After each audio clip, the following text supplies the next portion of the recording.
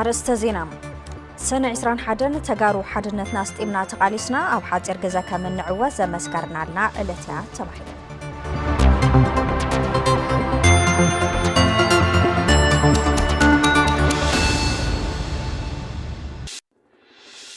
ዩኒቨርሲቲ አክሱም ንመበል 16 ግዜ 705 ተምሃሮ በቀዳማይን ካልኣይን ዲግሪ ኣመሪቖም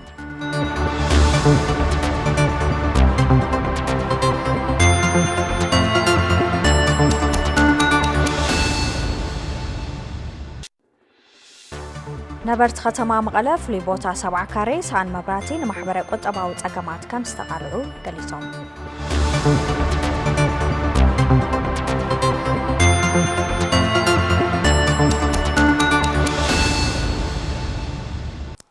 ጥዕና ሃበልና ዝኸበርኩም ተመልከትና ካብ ቴሌቪዥን ትግራይ ብቐጥታ ተከታተልዎ ዘለኹም ዜና ሰዓት ጀሚሩሎ ሳራ ብርሃለ ዜናታት ቀርበልኩም ብመዳይ ምልክት ቋንቋ ድማ ሰለሞን ሓይሉ ምሳይሎ ምስ መላእሶም ስቱዲዮ ሰዓት ጻንሒት ክንገብርና ናፈላማይ ዜና ክንሰግር ከለና 21 ሰነ 2013 ዓመተ ምህረት ተሰርሐ ስርሒት ጅግና ሰራዊት ትግራይን ከምኡን ህዝቢ ትግራይ ተሳተፈሉ ዓወት ታይ ከም ዝመስል እውን ዝኽሪ አካቲትና ኣለና ካልኦት ዜናታት እውን ተሓቲትሎ ናፈላማይ ዜና ከስግረኩም ሰነ 21 ከም ተጋሩ ሓቢርና ተቃሊስና ኣብ ሓፂር ገዛ ከም ንዕወት ዘመስከርናሉ ዕለት ያኢሉ ምስ ቴሌቪዥን ትግራይ ጻንሒት ገበረ ተገዳላይ ገብረ ጻዲቅ ገብረ ዓዴት ዝጸብጻብ መሳርሕትና ኪሮስ መሓሪ ስናዲዎ ገብረ መድህን ተወልደ መደቃሩ ቅድመ 5 ዓመት ሰራዊት ትግራይ ንሃልዋትን ድሕንነትን ክብል ሓይልታት ጽንተት ንምምካት እንትዋጋ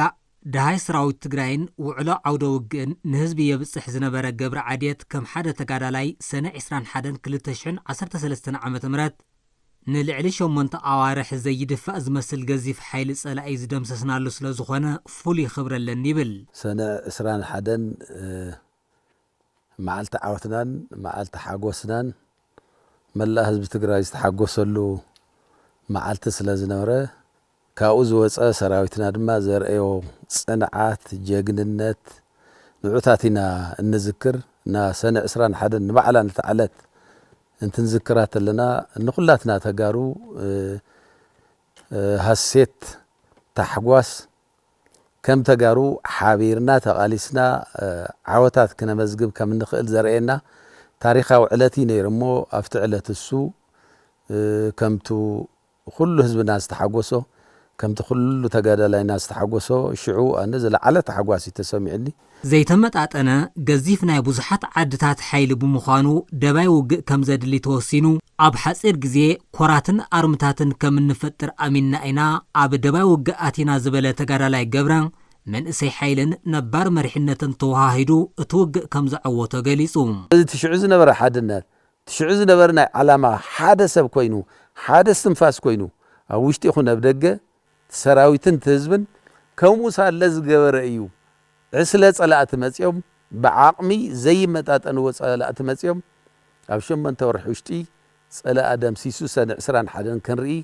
ወፍሪ ኣሉላ ብዓወት ክንክንብት ዝገበረና ደርጊ 604 ኮር ምስ ተደምሰሰ ንመቐለን ካልኦት ከባብታት ትግራይን ከም ዝለቐቐሉ 2013 ትግራይ ተቆጻጺሩ ዝነበረ ጸላኢ እውን ኣብ ከባቢ 7 ሕጉም ኣብ 100 ኪሎ ሜትሮ ተዘርጊሑ ዝነበረ ሰራዊቱ ልዕሊ 33,000 ካብ ጥቕሚ ወፃኢ ምስ ኾነን ልዕሊ 15,000 ሰራዊት ምስ ተማረኾን እዩ መቐለ ዝለቐቐ ክብል ጥበብ ጽንዓትን ጅግንነትን ወለዶታት ትግራይን ስዕረት ትግራይ ዝወረሩ ሓይልታት መምስሳሉና ዘኻኺሩ ተጋዳላይ ገብረ ጻዲቅ ገብረ ዓዴት ቀደም ትግራይ ዳርጋ ዝበዝሕ ትግራይ ሓራ ክወፅእ ዝገበረ 604 ኮር ኣብ ሽረ ምስ ተደምሰሰ እዩ ተመሳሳሊ ሰነ 21 ንመቐለ ክነኣቱ ዝበዝሕ ትግራይ ሓራ ክንወፅእ ዝተገብረውን ኣብ 7 ሕጉምን ጭላን ከባቢ ካብ ኣግበ ጀሚሩ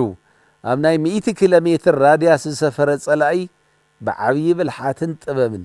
ብወታደራዊ ሳይንስናን ጥበብን ተመሪሑ ኣብ 100 ኪሎ ሜትር ዝዓረደ ጸላኢ ደረጃ ብደረጃ እንዳደኸምካ ናፍቲ ሙሉእ ምድምሳስ ከኣቱ ዝገበረ መራርሓ ስለ ዝነበረ ነቲ ወፍሪ ኣሉላ ዝተዋፅኦ ዝገበረ ኩሉ ህዝብና ሰራዊትና ናይ ሰራዊትን ናይ ፖለቲካ መራርሓ ብምልኦም ናይ ኩሉ ድምር ውፅኢት ዓወት ስለ ዝኾነ ንወፍሪ ኣሉላ ልክዕ መዓረ ከምቱ 604 ኮር ከምኡ ጌርና ኢና ክነሓስቦ ዘለና ሕዚ እውን ህዝቢ ትግራይ 400 መሬቱ ኣብ ኢድ ጸላእቲ ኣብ ዘለሉ بمليونات زقصر هزبي كام مربطو تمزابيلو أو سقم النهالو ما هي سرحتنياتات منغستن كالوت كل كالاتات النهالون بهرا وربحتات كي ترقاقص أنزدك هزب كم زيكون حبيروم ولاكوا دحرسن عسران حدن زبزح تقراي انت تقوص أصرنايو 400 مريت تقراي أبتحت تسأل ألو زي تملسو بمليونات زقصر تفناقل هزبي كمو غزو كاب نبزو حزب زحجز نبر هزبي ناب تحجاز خوينو ودي قلو مثل عرسه وسان هزب تግራዩ ናይ ባዕሉ በዓልሙ ውሳኑን ገና ይተረጋገጸን ቶም ብሔራዊ ረብሓታትና ኢልና ቀይሕ መስመር ኢልና ዘቀመጥናዮም ነገር ገና ይተረጋገጹን ስለዚ ኣብዚኦም ከም ህዝቢ ሓደ ኸውን ግድን ይዝገብር كبر مسوات خافيلهم سنة 21 مقالة أتون كنهلون زجبرنا سواتنا كل جزء كاب حلنا نكنوس أم يبلنان صدر أم كيس قامو كنسرح جبأنا علامة مسواتهم كنعوت جبألو تجرى لا جبر صادق سنة 21 كلتشنا 10 سنة عم تمر زي سحاسس زخري قبل ببزحات استحتمت ورق أو تعلت مخنا مناسي كتما مقالة إمكاليس أم زلو وتصاب دما ولتا مريم قبريوتي السناديو سنة إسرائيل حدي كتما مقالة نيرة بدحري كواب برخات تقرأي تقادي لياتي قلت شو عسى ترعتي وزي بكبر سنة وطوية تقرأي هم تقرأي بسألات تخيبة لها الليت زمن سيلا صرح النورة أب برخات تقرأي يخون أب كتمات تقرأي يخون لا صرح النورة صراحتي بتعمي مستنكراو اللي خونه تاريخ تصريحي بو مخنيات عاوت موصي انا بتعمي دس ليلني كل غزي سنه 11 بتعمي لستاوسو سلازي انا ياو توصلمات لنور حزبنا ياو حرا خوينو ولا مولي خزي حرا يكون خوين ግን ግፍዒ ካብ ጥቃት ልወጽል ስለልኾነ انا ደስ ይልለኒ አሻይቱ الفطر اللي ባህታ لمنታይ يسكع خصني لي تقادلخو بالحرانه ينيروني خزل لهم عينت من اسي فطيرنا من اسي بعلو لعدي أنا يلي الخوا لهاجري أنا يلي الخوا إلو بالتجارب اللي صوّعت مسارات بالمقبر نمكت يبل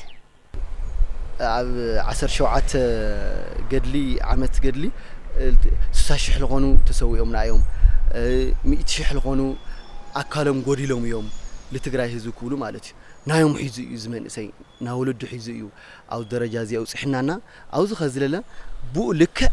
زمان سي بسلام وقالسي كقالس ديليت حمل لولا انا قلص الخايد لما لنا يو فلطيو ግዛት መሬትና ሙሉ በሙሉ حراو لي وصل تمازالتنا علي تملس خوينا يا اب قداد كيندا اب حمام اموتال سقايم للونا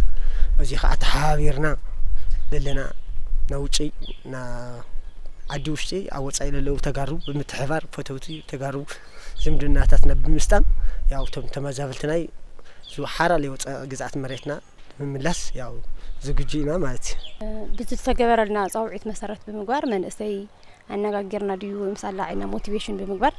ለቦቱ ላውዝል ነው حራነ ላውዝል ነው ጥንካሬ ላዛል ነው ትግራይ ለመመለስ ግዴታ ነኝ አይመስለና መንሰ እዚ ከዓብ ተመሳሳሊ መንግስትና አልተጣይሽሉ ሱርዕ መንግስትና አው ለአወጅናሉ ጊዜ ከዚቡን ዳግም እትገጥምና ለፈተናታት ያው ፈንጽሕና ልሙጻ ከዚቡን ልክ ደጀኒ ግንባሪ ኮይና ለተአሰሰርና ያው ዝግጅትና ነና عاوت وفرالولا بحصير غزي لوط زمزغبنا علم لخ صلوا زفطرن مخانو تغليصوم استغلص لومي ابال سراويت تግራይ 42 ክልተን በመخنيات 50 ዓመት عاوت وفرالوላን አበ ከተማ መቀለ አበ ዘካይድ ወዘተ ይነዝ ተባሂሉ ዘሎ ኣብቲ መድረኽ አዛዝ 42 ክልተን ተጋዳላይ ገብረስላሴ በላይ ወፍራሉላ ዕለት 11 ሰነ 2016 ዓመተ ምህረት ሰዓት 11 ኣብለ 11 ክፍለ ሰራዊት ጸላይ ኣብ ሸዋት ሕጉም ሰጀመረ መጥቃዕቲ ከም ዝነበረ ድሕረ መዘኻር ዓመቱ ድማ መቀይረ ለውጥ ዘመዝገበና علم لخصلوا زفترن مخانو يتفليتو مبل 50 عمت وفرالو لابانغا مبل 38 عمت زخري مع السماعات تخبر بصنعت استرخبه عوس زلاقنات كحلو بحدش ونه نقصالو خن مدلاو مخانو يتملاخيتو تغرالاي ገብረ ጻድቅ በወገኑ ህወሓት መርሑ ይወደግን መጥፋት ሰጣይሽ ጽጋተኛ ኃይሊ ብሽምለውጢ ናብ ስልጣን መስመጸ ዝብ ትግራይ ንምጽናት ናብ ዝተፈላልዩ ኃይልታት ተላፊኑ ምስተፈላልዩ ኃይልታት ተላፊኑ 24 ጥቅምት 2016 ዓመተ ምህረት ብዕሊ ወራር ከም مستجمر إزخاخيرهم حزب تجري كم حزبي اللونا نمرجعات نيموتن حياتن قالسي كم زكايد الدحر مقلات رما دمروت إت عبد حتى رجزة ورحسنا زبز حمري تجري حران موتا حرستاي كلم أنت علمو وفر علولا كم استخايد تجليت وحتى رجزة بسترخوا عوت وفر علولا دما صلاتين حزب تجري بوج كم زي سعروز كم كمان زجلات أو تخون حزب تجري دما مغير لو تزمز جبان علم لخت الواز تفت أرالون كم تخون أي تملخيتهم تجرى لا تصفي تعدس بجدو عوت وفري علولا جنتن حزبون سراويتن تجري كاب ممسكار حلفو علم لخت الواز فت أرفو لفت أمام خان دمايم مسكير زولو تصاب الدمتاني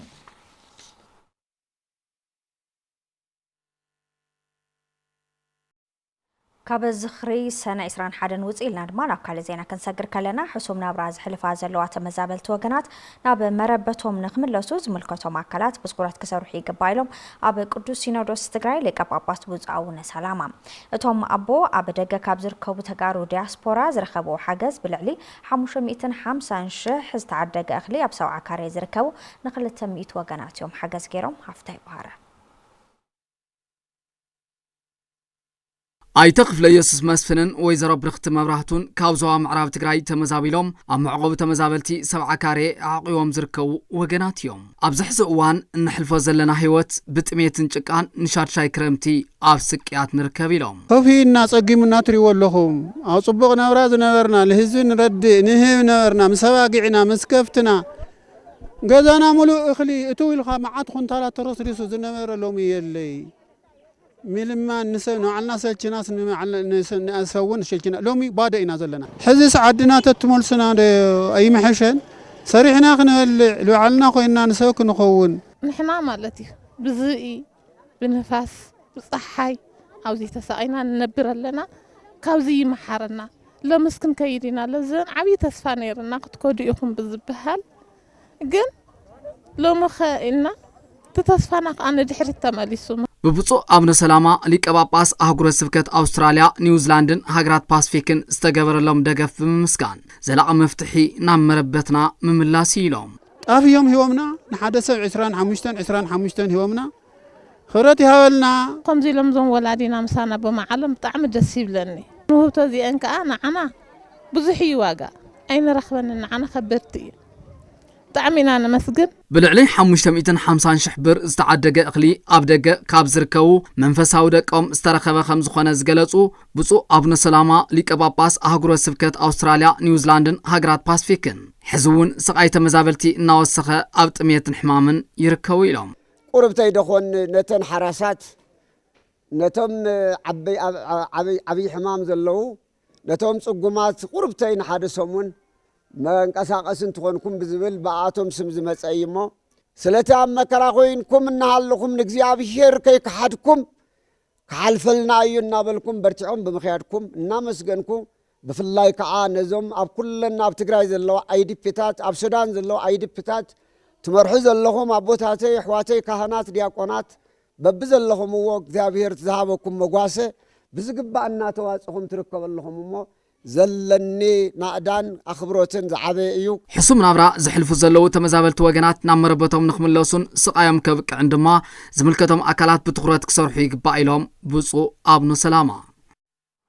نبرت ختما مقالة فوليبوتا 7 كاري سان مبراتين محبرة قطاوات أقامات كم استقعلوا عقاليتهم أقام مبرات 7 كاري مقالة بزلعنة مفتاح لعلك 350 مليون قرشي كم زحاتتن مسمى محدار ختما مقالة موداد كم زاد الاندماج لقالوا حيل إلكتريك إثيوبيا ريجن مقالة قاليتو زولو الزابزاب ما إفريم رداي كم سبقاربنا نبرتي كتما مقالة فوليبوتا 7 كاري بزمسي قطري لامبانيدان شمعان مولع مقبين مبسال دما عنسيتن فحامن متكام علتاو توري خوينالو مبراهتي ملو معال سلت طفق يترف مشت كأترون سلماتيو كم ساعبين دما نمحبر قطبو حاسي 5 تغالعو ززراربنايوم نبرت 7 كاري قلصوم حماق نورئنا نينا بمبراهت مالتي شمونت شحمتيو مغوغو غزيو عنچتي شحي 700 غزيوس تنورو زديك مرف توصا خا 5 تفلط ያው ማህያ ወዛሕቱ መንግስት ሰራሕተኛ እዩ ዘይኮነ ዋጋው ንኽትገዝ ዘገድድ ስለዝኾነ ነቲ ጽጉም ዝበሃል ማሕበረሰብ ኣብ ዝኸፍኦ ኩነታት ዝወድቕ እዩ ግብር ህዚ እንድሕር ዘይ ሰራሕና እንድሕር ተወሰነ ነገራት ዘይ ሰብሰብና ስድራን ተሓዳድሪና ኣብ ልዕሊ ጸገምኒና ኣብቲ ከባቢ ገበንን ጸጥታው ስጋትን ከም ዝተበራኸተን ገለገለ ነበርቲ ድማ መንበር ገዛ ሸይጦም ንምፍንቃል ከም ዝተሳጥሑን ይሕብሩ ብዙሕ ሰብ ኣብ ሰፈርና ልዕሊ 3-4 ሸይጦም ዝወፅን እዮም ምክንያቱም احنا ለስናኦም ኢና ንቐጽለና እዚ ቅድሚ 2 መዓልትና ዓልና ባጃጅ ኣጋጣሚ ሰሪዖም ወይ ሙሲዶም ኣጎማ ክልተ ጎማ ስነቂሎም ስካል ወስዱ ወፂ ካለስ ለዓልካ ብዛንጎል ተጸጊዕም ይውሓለው ዘብራት እዚ ደሞ ቀልጢፍ መንግስቲ ነዘውዚ እንዲያ ፍታሕ ተዘይገይሩ ትህዝቢ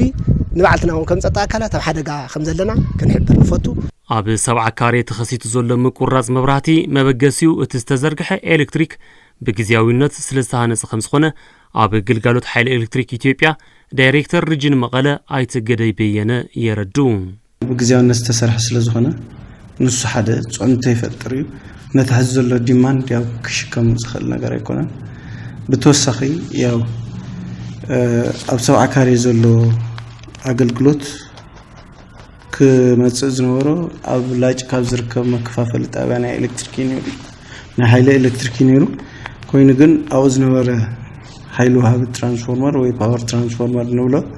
ቅድሚ 4-5 ዓመት ተቓጺሉ እስካዕ ዘይተተከአ ስለዘይተተከአ ያው ንሱ ካብ ኣሸጎዳ ከም መማረፂ ዋላ ብግዚያውነት ስሒብና ኢና ንጥቀም ዘለና ማለት እዩ ካብ ኣሸጎዳ ዘይሩ ብፈለግ ዳዕሮ ገይሩ ናብ ላጭ ኣትዩስ ናብ ኩሉ ካብ ዝብተን ቀጥታ ካብ ኣሸጎዳ ናብ 7 ካሬ ዝርግሐሉ መንገዲ ንኽፍጠር ከም ካልኣይ መማረፂ ያው ምስ ከተማ ምሕዳር ምርዳእ ነገርና ኢና ማለት እዩ ጉዳይ ጸገም መብራህቲ 7 ካሬ ንምፍታሕ ድማ ናብ ምምሕዳር ከተማ መቐለ እውን ኣምሪሕና ነርና ከም ሓበሬታት ምምሕዳር ድማ ነዚ ጸገም እዚ ንምፍታሕ ልዕሊ 140 ሚልዮን ቅርሺ ወጻእ ብምግባር ትራንስፎርመር ንምዕዳግ ተሓሲቡ ከም ዝነበረ እዩ ዝግለጽ ትራንስፎርመር ናብ 140 አካባቢ ሚልዮን ትራንስፎርመር ተባሂሉ ተትሒዙ ነይሩ ኣብ ናይ ሎም ዓመት ዕድጊት ዝነበረ ስለዘይተበለ ምስ ናይ ቅርሲ ሕጽረት ነይሩ ዋላ ብልቃሕ ሓደ ነገር ክግበርሎ ተባሂሉ እሱ በቃ ድሕር ካሽ ተረኺቡ ወዲያው ዳይሬክት ናምግዛእ እንትና ኣለና ማለት መብራት ኃይል በዓል ስለደሎ ንሕና ንዝርግሐ ክነጫርስ ገላይ ንብልን ቀጥታ ዳይሬክት ናይ ስልጣን ዘሎ ኣካላዊ ጎንና ስለደሎ ተራዳሪኻ ክሓጽረሉ ዝኽእል መንግስታዊ ትካል መንግስታዊ ስካል ኣብ መንጎ ዘሎ ናይ ክፍሊት ክፍተትም ተራዳሪኻ ብምፍታሕ ያው ናብ ስራሕ ምእታው ይከኣል እዩ እዚ ዘላቕነት ንምስትኻል ድማ ልዕሊ 4 ቢልዮን ቅርሺ ከም ዘድልን ምስ ምምሕዳር ከተማ መቐለ ተዋጅ ከም ስራሕ ከም ዘድልን እውን ይገልጹ ናይ መጀመርያ እንተገደደ ናብ 21 ሺህ መራሕቲ ስድራ ይህልው ኢልና ንሓስብ ናይዚ ያው ብኣቨሬጅ ናይ ዓድና ነባብራ እንድሕር ወሲድናዮ ያው ናብ ከባቢ 100,000 ክኸይድ ማለት እዩ ኣብኡ ዝነብር እዚ ናብ 4 ቢልዮን ኣካባቢ ዝኸውን የድሊ ማለት እዩ ስለዚ ነቲ 7 ካሬ ካብ ኣሸጎዳ ቀጥታ ሲሕብና ናይ ባዕሉ መስመር ክህልዎ ክንገብር ተኽእልና ዘድሊ ገንዘብ ማለት እዩ ስለዚ ገንዘብ ምስተሕዝ ዘሎ ኩነታት ብጣዕሚ ከቢድ እዩ ነቲ ከተማ እውን ጽዕንቶ ኮይኑዎ ኣሎ ኢልና ንሓስቦ እዚ እዩና ናይ ባዕሉ ያው ግዜ ከም ዘድልዮ ብዋናነት ግን ያው እቲ ምስቲ ናይቲ ከተማ ዓቕሚ ተታሒዙ ምላሽ ክረክብ ዝኽእል ነገር ምዃኑ እየ ክገልጽ ደለዎ ቴሌቪዥን ትግራይ ኣብ ክልቲኡ ክፍላተ ከተማ ዓዲ ሓቅን ሓድነትን ፍሉይ ቦታ 7 ካሬ ዝተኸሰተ ጸገም መብራህቲ መፍትሒኡ ክሳብ ዝረክብ ክከታተሎ እዩ ዩኒቨርሲቲ ኣክሱም ንመበል 16 ግዜ 705 ተምሃሮ ብቐዳማይን ካልኣይን ዲግሪ ኣመሪቑ ኣሎ እዚ ጸብጻብ ድማ ፍስሓ መዝገበ ኢሉ ይኽልና ገብረ መስቀል ኪሮስ ከም ዝሰብጋረወ ዩኒቨርሲቲ ኣክሱም ብሙያታት ሕክምና ትምህርቲ ሕግን ሓዊሱ ብዝተፈላለዩ ዓውድታት ትምህርቲ ብቐዳማይን ካልኣይን ዲግሪ ካብ ዘመረቖም 705 ተምሃሮ እተን 173 ደቂ ኣንስትዮ ከም ዝኾና ተገሊጹ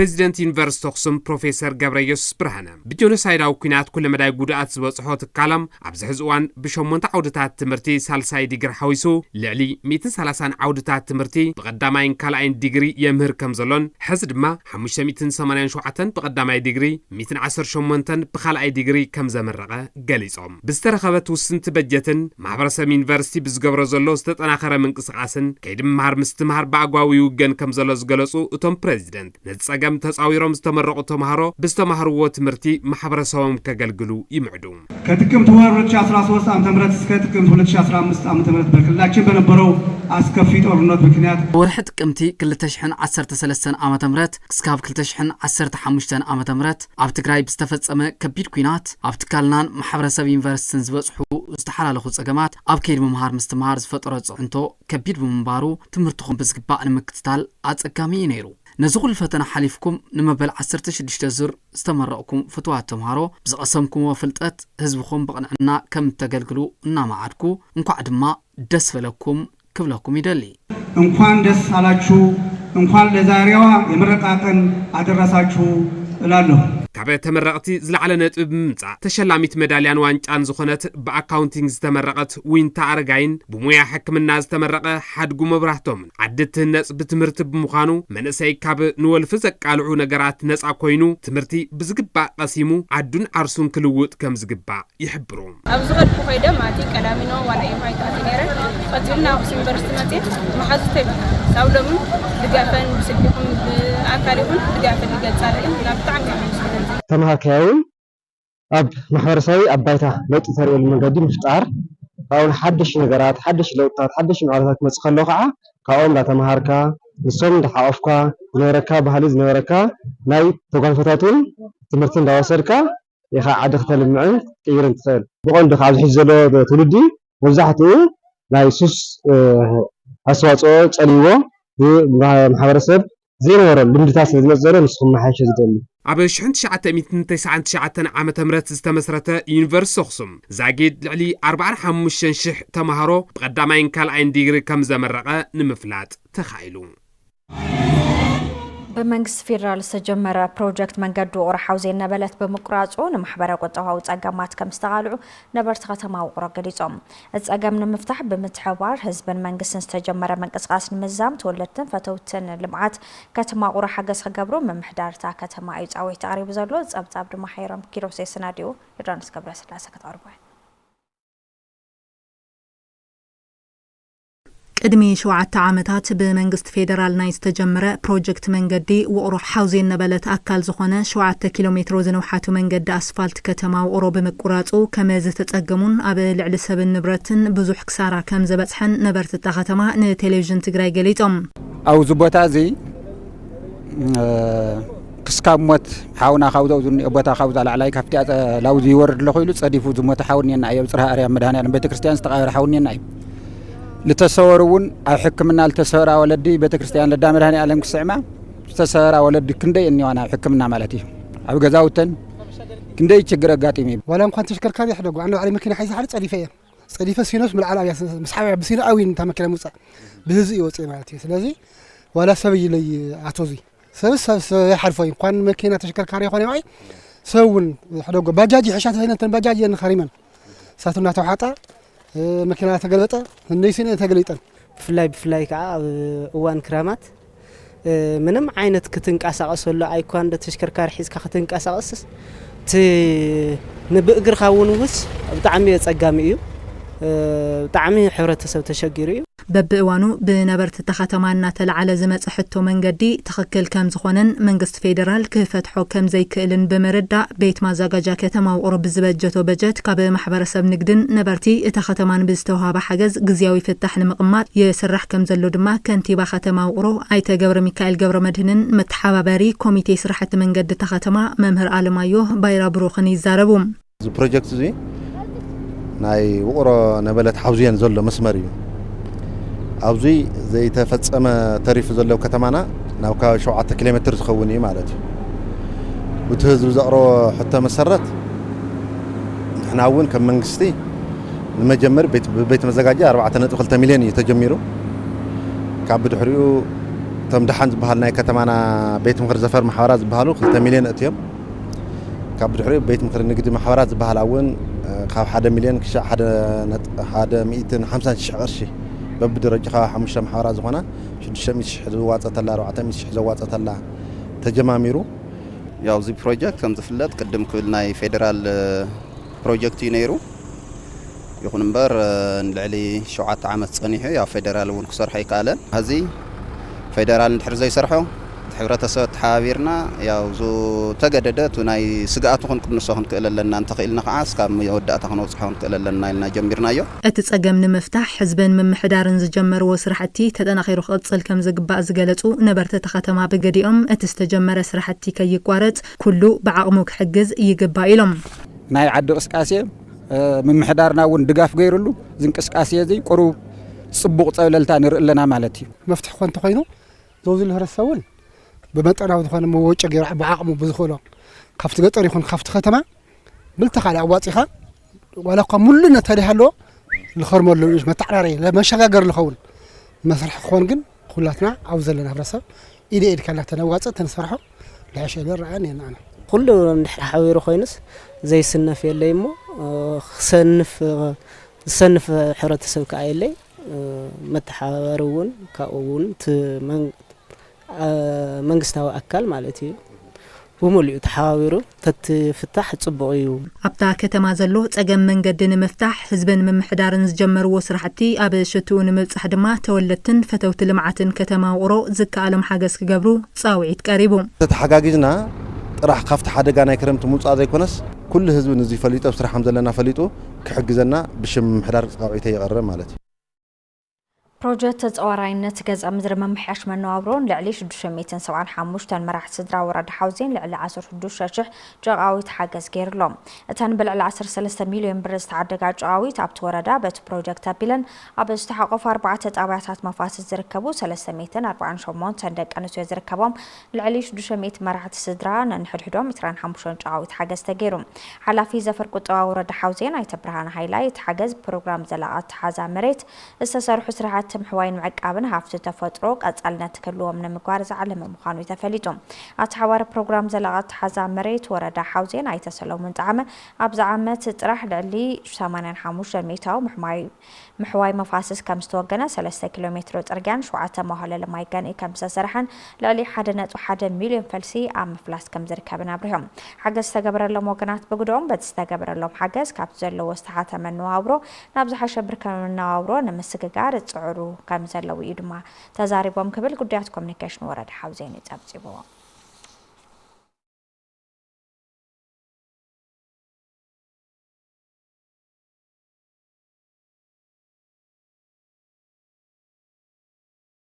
ማእከል መሐገዝ አረጋውያን ሕሙማን አእምሮን ህጻናትን ፍሬሚናጦስ በሰንኪ ክልከላታት መሰረታዊ ግልጋሎት ምኽባር ንዳድን ንጽጉማት ወገናት ሕሙማትን ዕንጋል አጋጢሞ ዘሎ ሕጽረት ሰብኣዊ ሓገዝ ንምፍታሕ ኩሉ ዝከኣሉ ክገብር ጻውዒት ኣቕሪብሎም እቲ ማእከል ነዝገለጸ ብእንግሊዝ ትነብር ቅድስቲ ትግራወይቱ ንተስካር ወላዲኣ ዝተሓሰበ ወጻይ ኣብቲ ማእከል ንዝርከቡ ጽጉማት ወገናትን ሕሙማትን እንግዶት ምሳሕ ኣብ ዝገበረትሉ እዋን እዩ ገብረመድህን ተወልደመድህን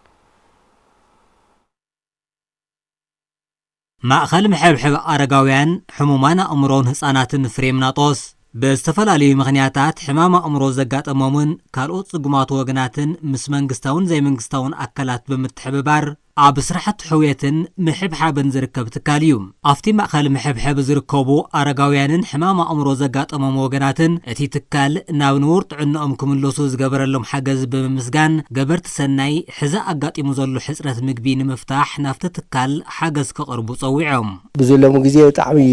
ጸልማት ኮይኑና ዘሎ ካብቱ ናይ ጦርነት ናይ ሎሚ ዝገደደ ይገድድ ቦታ ተሳይኑ ሕጂ ግን ወፃእ ዘሎ ኣብ ውሽጢ ዓዲ ዘሎ ትግራይ ኩሉ በባዕሙ ተሓበረሎ ክምራቅ ምስ ቀረኩ ቀሪበን እንዳሃለኹ ማለት እዩ ናይ ስነ ምሮ ሕማም ኣጋጢሙኒ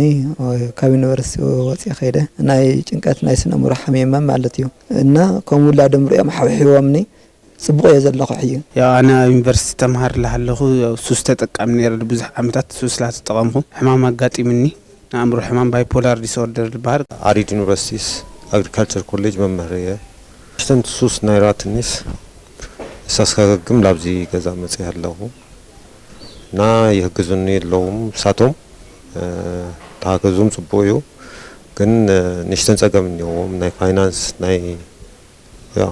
ሰብ እንደር ሓጊዝዎም ጽቡቕ እዩ እዚ በቃ ቦታ ብሞያኡ ድዩ ብፍልጠት ድዩ ብገንዘብ ድዩ በዓል ጸገብ ሃብቲ ኩሉ ክሳተፍ ይግባእ ማለት እዩ ጎንም ጠጠው ክብል ይግባእ ኣካያዲ ስራሕ ማእከል ምሕብሕብ አረጋውያን ሕሙማን አእምሮን ህጻናትን ፍሬምናጦስ ኣባ ገብረመድህን በርሃም ኣብ ቀረባ ግዜ እቲ ትካል ን36 ሕማም አእምሮ ዘጋጠመም ወገናት ናብ ንቡር ጥዕንኦም መሊሱ ናብ ገዝኦም ከም ዝሰደዶም ኣፍሊጦም أمان بأمان أبز جزانا إجزابهر برؤي عبيت تأمرات صرح اللوزلو تمالي سب أيكون يوم استوالو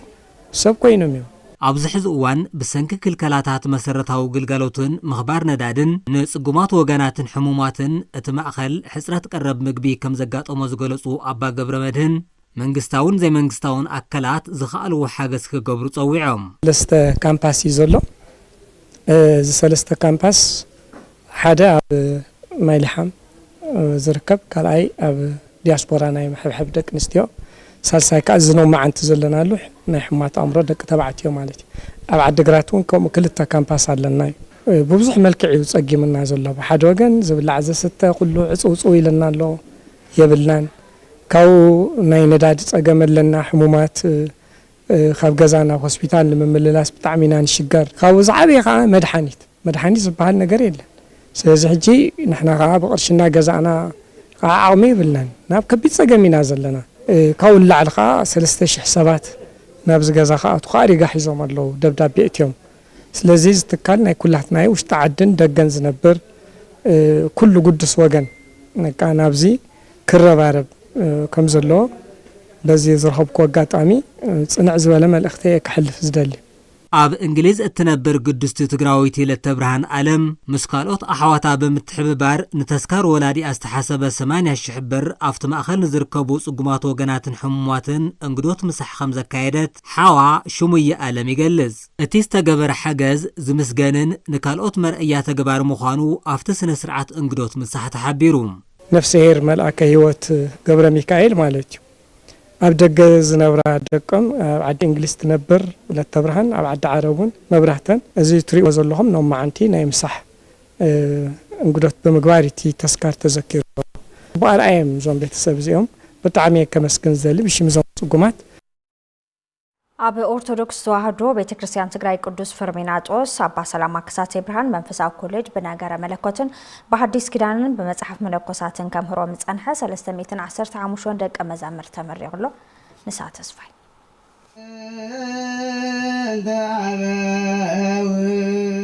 ኣብ ኦርቶዶክስ ተዋህዶ ቤተክርስቲያን ትግራይ ቅዱስ ፍርሚናጦስ ኣባ ሰላማ ከሳቴ ብርሃን መንፈሳዊ ኮሌጅ ብነገረ መለኮት ብማስተርስ ዲግሪን ዲፕሎማን ሐዲስ ኪዳን መጽሐፍ መለኮሳትን ድማ ብምስክር ወረቐት ዘምህሮም 315 ደቀ መዛሙርት ኣመሪቑ ብፁዕ አቡነ ዮሐንስ ሳልሳይ ሊቀ ጳጳስ ከሳቴ ብርሃን መንፈሳዊ ኮሌጅን ካቴድራል ቅዱስ ሚካኤልን ነተመረቕቲ ዝዕለት ናይ እንኳዕ ኣብጽሐኩም መልእኽቲ ኣሕሊፎም እንኳዕ ናብ ምረቓ ኣብጽሐኩም እንኳዕ ዝዘራእኹሞ ሓፊስኩም ናብ ዓለም ዘርኢ ክትዘርኡ ክትዋፈሩ ብእግዚአብሔር ዝተመረጽኩም በቦታትኩም ዝተባረኽኩም ኣብዚ ቅዱስ ስፍራ ናይ ትምህርቲ ፍጻሜ ዝበጻሕኹም ናይ 2018 ዘመነ ትምህርቲ ወዲና ናብ ምረቓ ዘብጽሐና ጎይታ እግዚአብሔር ጽላል ደመና ንሪኦ ዘለና ናይ ዝናብ መንበር ደመና ኹይናት ዝውገደሉ ምፍልላይ ዝረሕቐሉ مقرراب زبزحلو سلام زبزحلو እግዚአብሔር በረከት እንቀበለሉ ናይ ሕርሻ ናይ ዝመራ ናይ ልምዓት ዘመን ክገብረልና እግዚአብሔር ቅዱስ ፈቃዱ ይኹን ተመረቕቲ ተምሃሮ በወገኖም ህዝቢ ትግራይ ኣብ ከቢድ ጸገም ወዲቑ ኣብ ዝርከበሉ እዋን መምራቆም ብዝሓዝዎ ዝተመረቑሉን መንፈሳዊ ህይወት ኣቢሎም ህዝቢ ሰላም ክረክብ ክጽናዕና ዓበርቲዖም ከም ዝሰርሑ ሓቢሮም ዘመናዊ ሳይንስ ስለ ምሕዳራት ይብል ኣብ ተወሳኺ ድማ ናይ ቤተ ክርስቲያን ናይ ምሕዳራ ስርዓት ኸታ ይመስል እንዘነ ንሕና ክልቲኦም መዋሂድና ሃርሞናይዝ ጌርና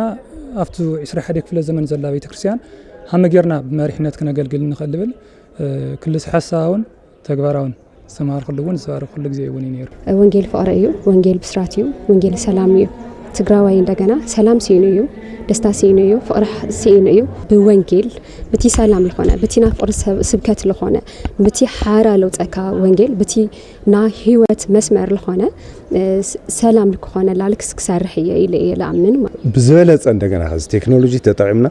نسفح في حلو بايتال فترة اللي منفساو كوليج زي منفساو كوليج زي مس عالم للو يوم كفالة الناي قدني سكولارشيب نيو خالي نقراتنا هذا نجنا بس في حق كنا بازحه زي بايتها تطح بايتها فترة الناي አበ ቅዱስ ፍሪምናጦስ አባ ሰላማ ካሳቴ ብርሃን መንፈሳዊ ኮሌጅ ርከብ ህዝቢ ልሳነ ልቃውንት ለአከ ታረቀ እዞም ተመረቅቲ ተምሃሮ በቲ እታ ኮሌጅ ዘምሃረቶም መሰረት ንቤተ ክርስቲያን ከገልግሉ ንህዝብ ከምሆሩን ትጽቢት ከም ዝግበረሎም ይገልጹ። ቅዱስ ፍሪምናጦስ አባ ሰላማ ካሳቴ ብርሃን መንፈሳዊ ኮሌጅ ተመረቆም ለለው ብዙሓቶም 315 እዮም ሓደ ብዘመናዊ ቴዎሎጂ ኮይኑ ትኻሊ እንደገና ናይ ጥንት ስርዓተ ትምህርቲ ንውሎም ንየው ስለዚህ ቴዎሎጂ ትብል ተለና በዲፕሎማ በዲግሪ በማስተርስ يوم ተመረቆም ነው ተም ጥንታው ትብል ተለና እንደገና ብሉይ ኪዳን ሐዲስ ኪዳን መጽሐፈ መነኮሳት መጽሐፈ ሊቃውንት ንውሎም ነው ተም 315 ንውሎም ለናስ እዚኦም ለሐዝ እዮም ማለት ተም ሐዝ ተመረቆም ነው እዞም ናይ ቴዎሎጂ ደቀ መዛሙርት እዚኣቶም ላፍቲ ማሕበረሰብ ኣትዮም قدم منجستي يكون قدم الخونة يكون أكل قدم حاجة وهبتي نته حزبنا كتصنع نعوه سنلبون وكهنصوه تلص المتك وجه يلام اندحر الرجاج عمو نسو يكاب كرسنا الحين